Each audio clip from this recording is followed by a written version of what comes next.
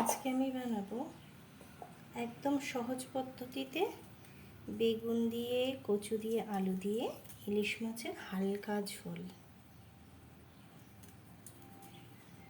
যার জন্য প্রথমে আমি মাছটাকে একটু নুন, হলুদ আর একটু গুঁড়ো লঙ্কা আমি মিশিয়ে নেব।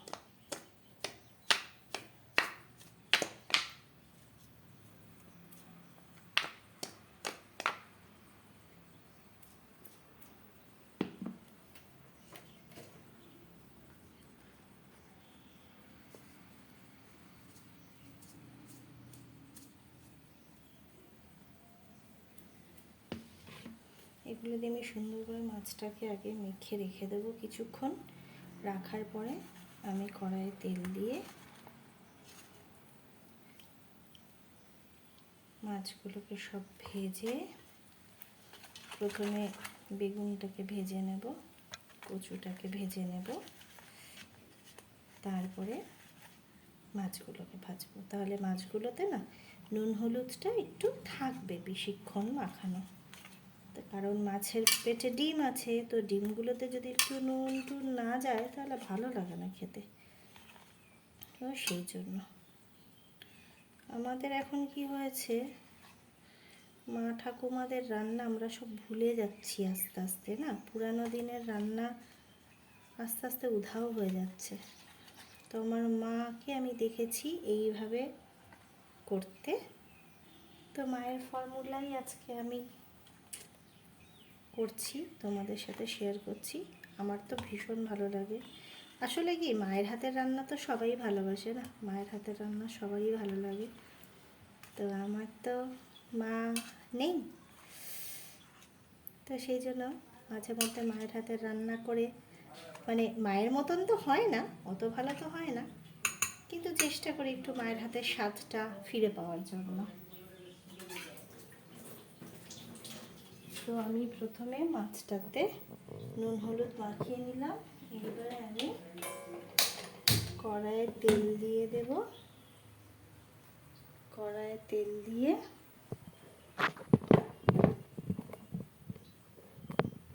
রান্নাটা করে ফেলব।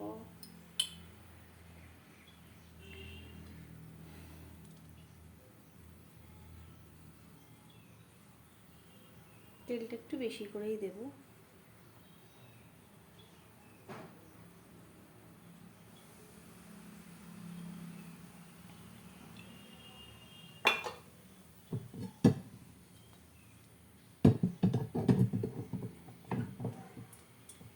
এবারে না আমি প্রথমে কচুটা, কড়াইয়ে তেল দিয়ে নিয়েছি। এবার আমি মাছটা আমি ডাইরেক্টই বসাবো, যেহেতু সহজ পদ্ধতি না, তাহলে আমাকে সহজ করেই করতে হবে, তাই না? তো সেই জন্য আগে আমি কী করবো, মাছগুলোকে ভেজে নেবো।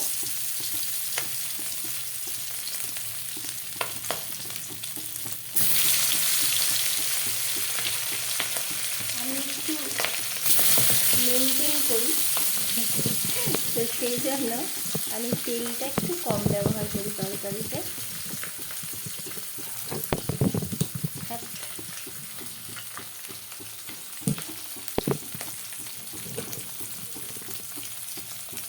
তো আমি কম তেলেই মাছগুলোকে ভেজে নেব। ভেজে নিয়ে তারপরে আমি তরকারিটা করব। মাছটা আমি হালকা করে ভাজবো, বেশি ভাজবো না, কারণ ইলিশ মাছ খুব বেশি কড়া করে ভাজলে কিন্তু তার কোনো স্বাদ থাকে না। তো সেজন্য আমি হালকা হাতেই মাছটাকে ভেজে নিচ্ছি।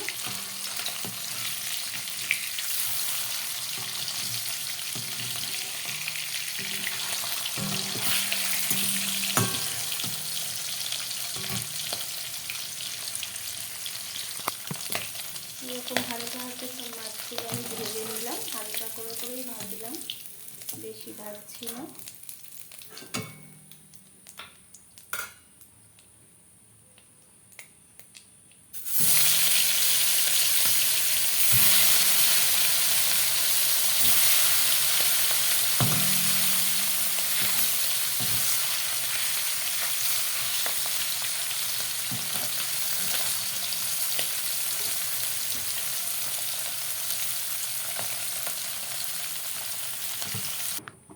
মাছগুলোকে আমি সব ভেজে তুলে নিয়েছি।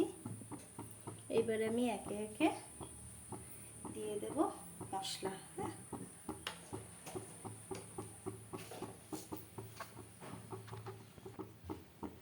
এবার দিয়ে দেবো আমি একে একে শুকনো লঙ্কা, কালো জিরে, এবার দেবো কটা আমি কাঁচা লঙ্কা। কাঁচা লঙ্কা শুকনো লঙ্কার গন্ধটা না একসাথে মিশলে খুব ভালো লাগে। দিয়ে দিলাম। এইবার আমি প্রথমেই দিয়ে দেবো কচুটা, কারণ কচুটার মধ্যে একটা কেমন যেন লাল লালের ভাবটা থাকে, তো সেই জন্য কচুটা একটু ভেজে নিলে ওই জিনিসটা কেটে যায়। প্রথমত কচুটাকে কেটে একটু নুন মাখিয়ে রাখতে হয়। নুন মাখিয়ে ভালো করে ধুয়ে নিলে ওই ভাতটা কেটে যায়, আঠালো ভাতটা চলে যায়। তারপরে কচুটাকে ভালো করে ভেজে নেব।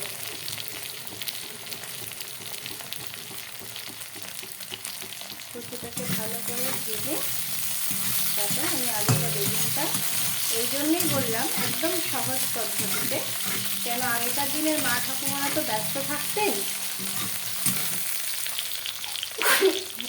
অনেক ছেলে তুলে নিয়ে, এবং তখন আমাদের মতন এত সব হেল্পিং হ্যান্ড তাদের থাকতো না, তারা নিজেরাই সবটাই করতেন। যার জন্য তারা কিন্তু যত শর্টে পারতেন রান্না করতেন, কিন্তু সেই রান্নার স্বাদও হতো অসাধারণ। এইবার আমি দিয়ে দিলাম আলুটা, কচুটা ভালো করে ভেজে নিয়ে দিয়ে দিলাম আলুটা। আলুটা বেশ ভাজা হয়ে যাবে, তারপরে দেবো আমি বেগুনটা। নুন দিয়ে দিলাম পরিমাণ মতন, একবারে নুনটা দিয়ে দেবো। পরিমাণ মতন নুন, হলুদ আমি সব একবারেই করছি।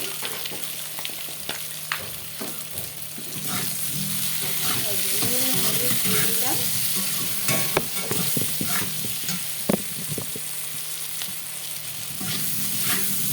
এবার এটা ভালো করে ভাজা হবে। ভালো করে ভাজলে আমি দিয়ে দেবো একটু গুঁড়ো লঙ্কা, লাল লঙ্কা, তাহলে কি হয় কালারটা বেশ সুন্দর আছে, দেখতে ভালো লাগে। তো সেই জন্য আমি অল্প করে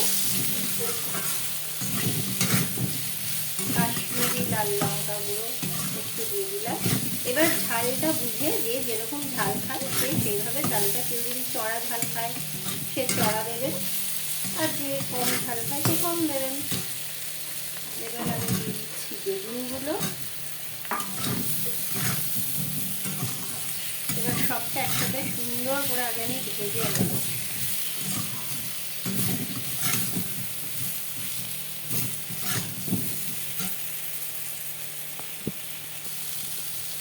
এই যে আমি এই যে ভেজে নিলাম।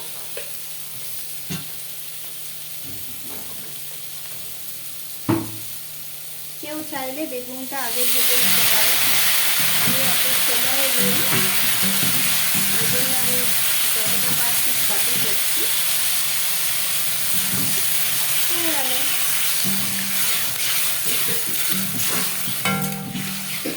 দেখো সবাই কাটছে, এমন ঝাল দিয়েছি সবাই কাটছে। এই হয়ে গেল আমার রান্না।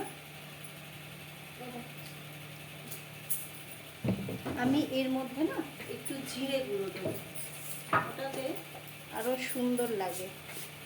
জিরেটা তোমরা চাইলে একটু নুন, হলুদ, লঙ্কা গুঁড়ো, জিরে গুঁড়ো সব একসাথে একটু ভিজিয়ে রাখতে পারো বাটিতে। আমি ভেজাইনি, আমি ডাইরেক্টই দিলাম। এবার এটা বেশ ভালো করে ফুটে উঠবে, সরি, তারপরে অ্যাড করে দেব মাছগুলো। খুব জোর ঝাঁঝ বেরিয়েছে, তাই হাঁচি কাশি শুরু হয়ে গেছে সবার। এবার আমি পরিমাণ মতন জল দিয়ে দিয়েছি, এটাকে আমি ঢেকে দেবো। ঢাকার পরে যখন বেশ ভালো করে ফুটে উঠবে তখন আমি মাছগুলোকে অ্যাড করে দেবো। আমার ফুটে গেছে, ঝোল সুন্দর একদম। এবারে আমি একে একে মাছগুলো অ্যাড করে দেবো। তো তোমরা হয়তো ভাববে এইটুকু কি রান্না করছে। আমি একা মানুষ বলে একার মতন আমি একটু একটু রান্না করি আর একটু একটু করে খাই।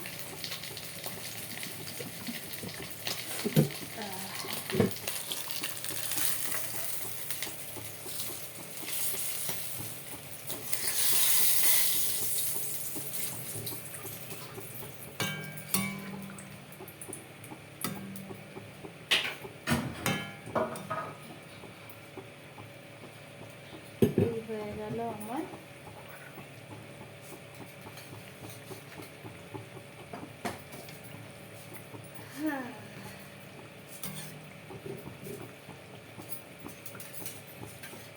মাছ ভাজার সময় একটা মাছের ডিম বেরিয়ে গেছিল, তো এটা আমি আলাদাই দিলাম।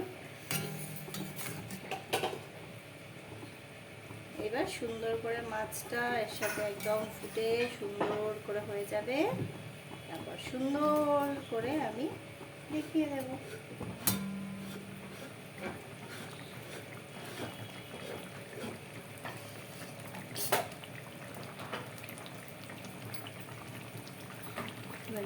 আমি দিয়ে দেবো কিছু কাঁচা লঙ্কা।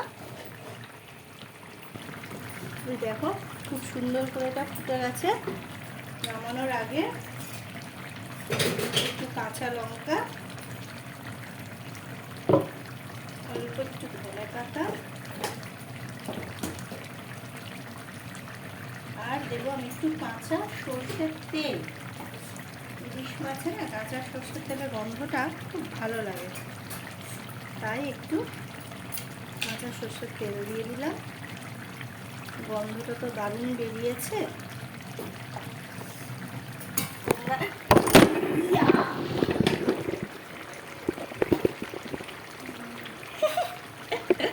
পড়েই গেল, উল্টে গেল, কিছু করার নেই আমার। তোমরা এরকম সহজ পদ্ধতিতে যারা অফিসে চাকরি করো, যারা একা থাকো, যাদের বেশি হাতে সময় থাকে না, তারা এইভাবে একদম সহজ পদ্ধতিতে এই রান্নাটা একবার করে দেখতে পারো। ভালো লাগলে কমেন্ট করো। Thank you, love you all my dear friends. দারুণ গন্ধ বেরিয়েছে। এবার